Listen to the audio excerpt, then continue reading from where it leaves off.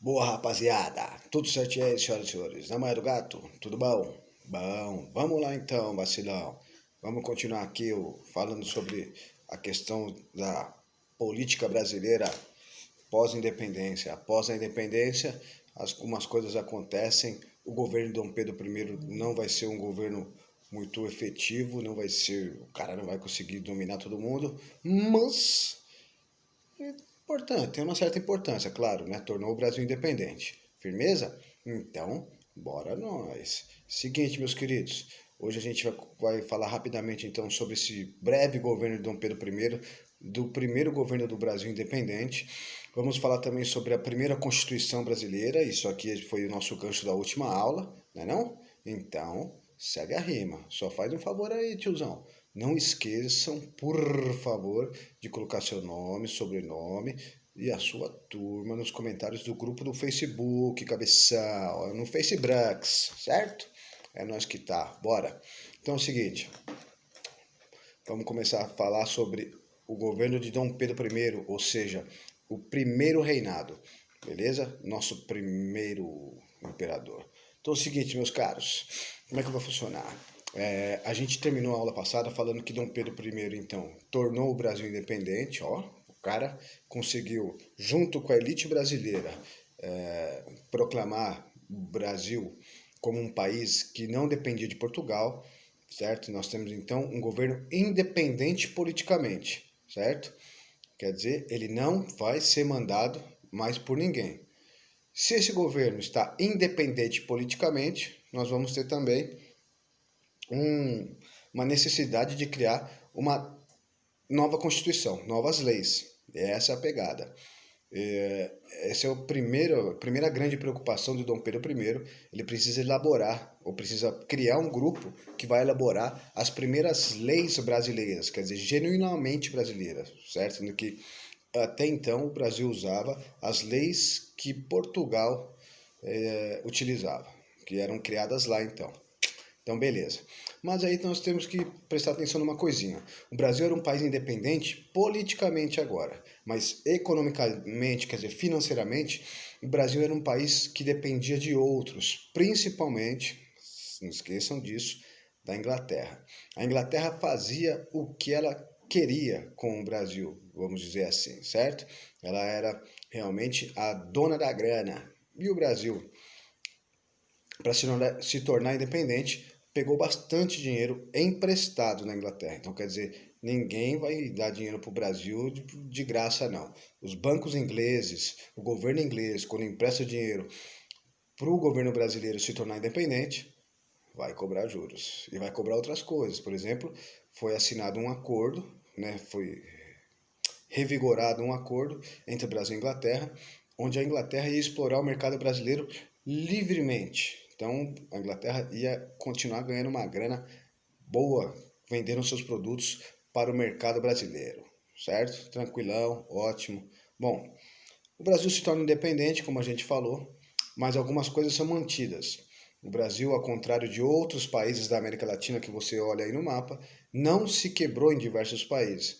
O Brasil conseguiu manter a união territorial e, mais preocupante, manteve também a escravidão. Um país livre que tem mais da metade da população em regime de escravidão. Alguma coisa está errada. Isso foi mantido por quê? Porque a independência do Brasil foi posso dizer, uma arrumação, melhor dizendo, entre a elite brasileira, Dom Pedro I e Dom Pedro I, beleza? A população participou em algumas guerras de independência, claro, mas não houve uma participação política da população na confecção da independência do Brasil. Beleza. Feita a independência, então, em 1822, nós vamos ter que prestar atenção que o Brasil vai precisar criar leis. Essas leis vão ser elaboradas por um grupo. Dom Pedro, então, convoca, né, junta ou um grupo de alguns deputados e senadores do que o Brasil já possuía. Esse grupo vai formar a primeira Assembleia Constituinte da história do Brasil. A Assembleia Constituinte, meu querido, nada mais é do que um grupo que vai fazer uma Constituição. A Assembleia é uma reunião constituinte, uma reunião que vai fazer uma Constituição. Vamos lembrar o que é uma Constituição? É um conjunto de leis máximo de um país, certo? São as leis maiores que ninguém pode desrespeitar. Por exemplo, nós temos uma Constituição feita em 1988. Espero que nenhum de vocês tenham... Não tinha nem nascido, né, mano? Pelo amor de Deus, eu tô velho demais. Bom, segue a rima aqui, vai. A nossa Constituição é de 1988 e ela foi feita por um grupo que ficou aí quase um ano discutindo o que seria, quais seriam as leis. E essas leis de 1988 não podem ser desrespeitadas, beleza? Mesmo os vereadores fazendo leis aqui para Taubaté, essas leis que os nossos vereadores fazem não podem ir contra as leis que foram criadas em 1988 na nossa Constituição. Bom, volta lá para 1823 agora. No dia 3 de maio de 1823, um grupo de políticos então começa a discutir quais seriam as leis que iam prevalecer no Brasil. Essas leis vão ser discutidas por aproximadamente 8 meses, certo? Então, em maio de 1823 é formada a primeira Assembleia Constituinte, que vai começar a discutir quais serão as leis que serão utilizadas no Brasil. No dia 11 de novembro do mesmo ano, de 1823, a Assembleia Constituinte apresenta para o imperador quais são as leis, qual é a Constituição que agora vai vigorar no Brasil. O imperador Dom Pedro I vê essa Constituição e a Constituição dele, essa Constituição feita por esse grupo, não agrada nem um pouco. Essa é a primeira Constituição brasileira é a primeira tentativa de Constituição brasileira que nem chegou a valer, certo? Por quê? Porque essa Constituição ela tentava tirar o poder do rei, ela tentava tirar um pouco do poder do rei, beleza? O rei não ia poder fazer o que ele queria, ele ia ter que respeitar outras instituições, certo? O poder legislativo, o poder judiciário, e isso não agradou o rei. Dom Pedro I não gostou. Além disso, essa Constituição ela dava poder de voto, só poderia participar da política quem tivesse uma determinada renda. Por isso a gente diz que era uma Constituição onde o voto era censitário, quer dizer, era por renda. E a renda era medida de que forma? Dinheiro? Não, certo? Era calculada mais ou menos pela quantidade, vamos dizer assim, os valores da produção de farinha de mandioca. Então, você tinha uma riqueza, você não ia falar, eu tenho... Desculpa, você tinha uma fortuna, você não ia falar, eu tenho 10 mil reais. Não, você ia falar, a minha fortuna equivale a 100 quilos de farinha de mandioca. Você não tinha 100 quilos de farinha de mandioca, mas você comparava. Então, a unidade de medida de riqueza era a farinha de mandioca. Mó barato, né? Que coisa maluca. Por quê? Porque era tudo produtor rural, então eles achavam que a farinha de mandioca era uma boa unidade de medida. Ai, cada uma é mó barato. E aí, o que acontece? Com isso, uma grande parte da população fica de fora. É óbvio, a maioria da população não tinha fortuna. Essa Constituição, que nem chegou a valer porque tirou o poder de Dom Pedro I, e Dom Pedro I não gosta nem um pouco, ela recebe um apelido, né? É a Constituição da Mandioca. Mas ela não chegou a valer. Dom Pedro não gostou, manda quebrar todo mundo, ele manda cercar, inclusive, onde os deputados estavam reunidos, manda prender alguns deputados, manda alguns deputados embora do país, gente que apoiava ele antes, agora brigou com Dom Pedro. Dom Pedro não gosta da Constituição, fala que essa Constituição não vai valer, e aí ele elege uma outra Assembleia Constituinte. Um grupo de 10 pessoas vai organizar, então, durante 40 dias, uma nova Constituição, beleza? Lembrando que eles sabem que Dom Pedro não gostou da primeira Constituição feita. Então, agora esse grupo de 10 pessoas, durante 40 dias, vai trabalhar muito para conseguir fazer uma Constituição que agradasse o rei. E aí, a Constituição foi feita em 40 dias e ela é apresentada para o rei gosta bastante dela, e aí é apresentada a primeira Constituição do Brasil, que agora vale, agora é válida, certo? Que é a Constituição de 1824. Essa Constituição de 1824, ela tem tem várias características, mas eu vou apresentar aqui só duas rapidão pra gente. A primeira é a básica. Ela é uma Constituição que transforma o Brasil numa monarquia hereditária. Quer dizer, nós vamos ter como poder máximo um rei, certo? E o poder desse rei vai ser passado para o seu filho. Então, monarquia, quem manda é o rei, hereditária, de pai para filho. E dividir o poder em quatro, certo? Hoje nós temos três poderes: executivo, legislativo e do judiciário. Na Constituição de 24 nós tínhamos o executivo, o legislativo, o judiciário, mas tinha o quarto poder, que é o poder moderador, certo? Isso aqui é porque eu me machuquei, não foi porrada não, beleza? Bom, nós tínhamos o poder moderador, que quem? Era o rei. Então olha que engraçado, nós tínhamos quatro poderes, executivo, legislativo e judiciário, mas o poder do rei, o poder moderador, era quem mandava nos outros três. Então, na prática, quantos poderes nós tínhamos? Um só. Os outros três poderes tomavam as decisões, mas se essas decisões de qualquer outro poder, o poder executivo, legislativo ou judiciário, não agradasse o rei, que era o poder moderador, as decisões desses outros três poderes não valeria. Então, na prática, nós temos um poder só, o poder moderador. Com isso, o Dom Pedro vai ser acusado de ser autoritário, certo? E vai desagradar muita gente, inclusive muita gente no Nordeste. Alguns estados no Nordeste, Pernambuco, Alagoas, Paraíba, Rio Grande do Norte e Ceará, não gostam dessa atitude, certo? Dizem, né, a sociedade desses estados vão começar a falar que Dom Pedro era autoritário. E para terminar de lascar, essa região do Nordeste está passando uma crise econômica muito grande e o governo não ajuda em nada, tá bom? Então, a população, a elite econômica, junto com a população dessa região de Pernambuco, Alagoas, Paraíba, Rio Grande do Norte e Ceará, eles acabam rompendo com o governo. Quer dizer, eles se separam do resto do país.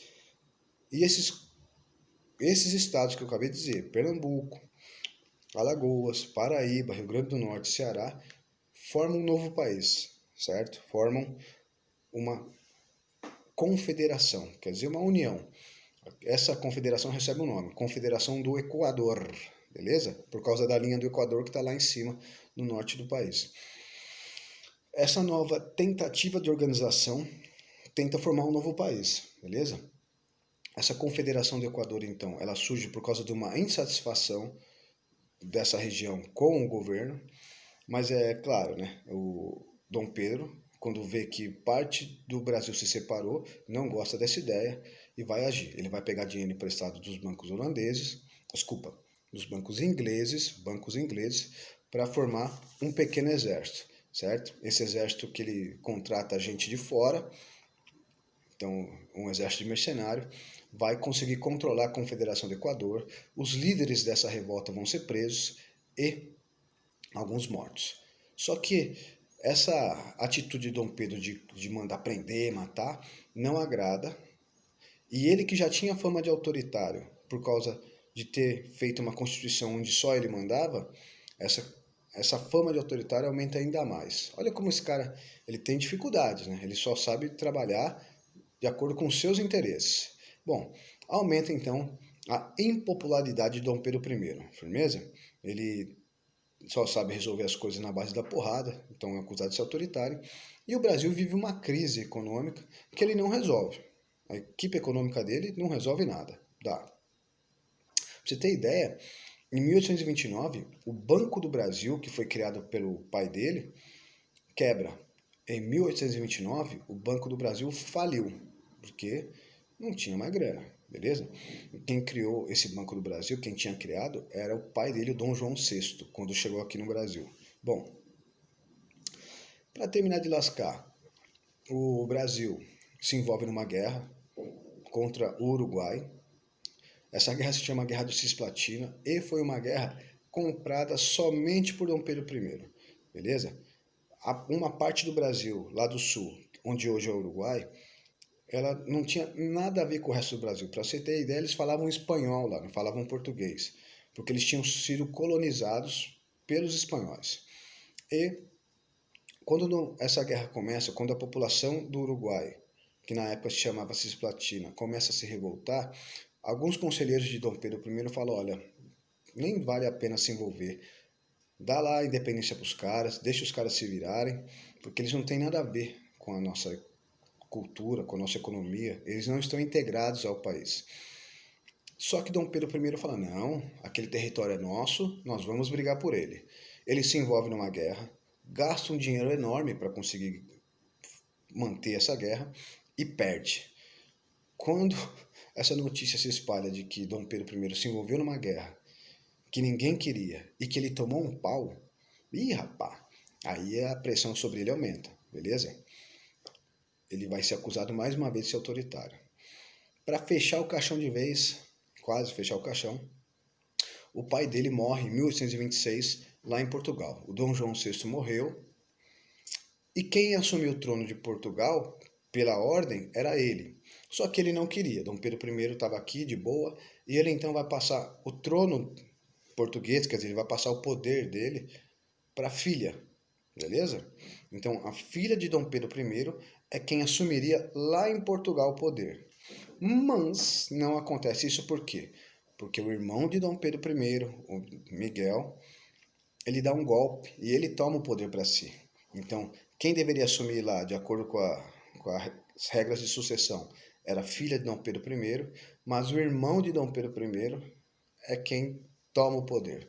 E aí o Dom Pedro I, que era rei do Brasil, imperador do Brasil, ele resolve se meter. E ele tenta organizar um exército, pega mais dinheiro emprestado dos bancos ingleses para mandar esse exército lá para Portugal para retomar o poder em Portugal. A população brasileira, a elite brasileira, olha e fala, você está gastando dinheiro brasileiro por causa de Portugal? Não, está errado. E aí aumenta ainda mais a impopularidade de Dom Pedro I, beleza?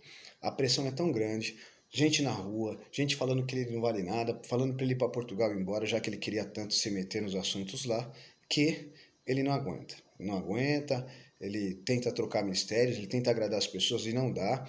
Inclusive causa um conflito muito grande entre portugueses e brasileiros. Os portugueses apoiavam o Dom Pedro I, os brasileiros já estavam de saco cheio dele. A cena foi tensa, certo? E no dia 7 de setembro de 1831, o Dom Pedro I acaba não resistindo e fala, tô saindo fora, tô indo embora, e ele deixa o poder pro filho dele, beleza? O filho dele, Dom Pedro II, então se torna o governante brasileiro. O Dom Pedro I deixa porque ele não aguenta a pressão, ele abdica, quer dizer, ele sai fora, ele fala, não quero saber, ele deixa o poder, ele abdica do poder, ele abdica do trono em nome do seu filho. Só tem uma questão. O filho dele, na época, Dom Pedro II, tinha 5 anos de idade. Não mandava nem nas próprias fraldas. Como é que uma criança de 5 anos de idade vai governar um país? Boa pergunta. Mas isso são cenas de um próximo capítulo, beleza? O que a gente viu é que o governo de Dom Pedro I, nosso primeiro reinado, não foi muito legal, porque Dom Pedro I não sabia utilizar uma coisa básica para qualquer político: diálogo. Ele não conseguia dialogar com os diferentes. Isso é muito preocupante. Nós temos políticos até hoje assim, no mundo inteiro, que acham que quando chegam ao poder são eles que mandam. E esquece que eles governam para uma população inteira, inclusive para uma população que não concorda com ele. E o Dom Pedro I não conseguiu perceber isso.